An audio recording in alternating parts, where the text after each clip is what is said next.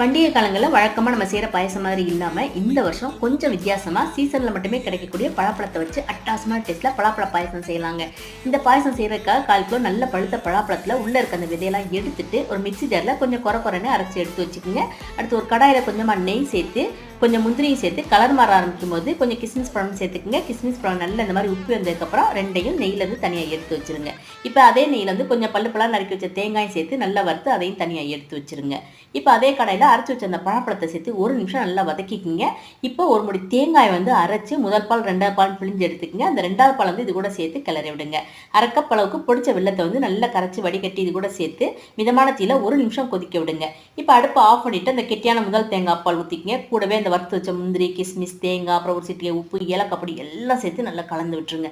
அவ்வளவுதாங்க. அடுத்த சீசன் எப்படா வரும்னு ஏங்க வைக்கிற அளவுக்கு அட்டாசமா இருக்கும் இந்த பழப்பழ பாயசம். மறக்காம ட்ரை பண்ணி பாருங்க. மற்றவங்களுக்கும் ஷேர் பண்ணி விடுங்க.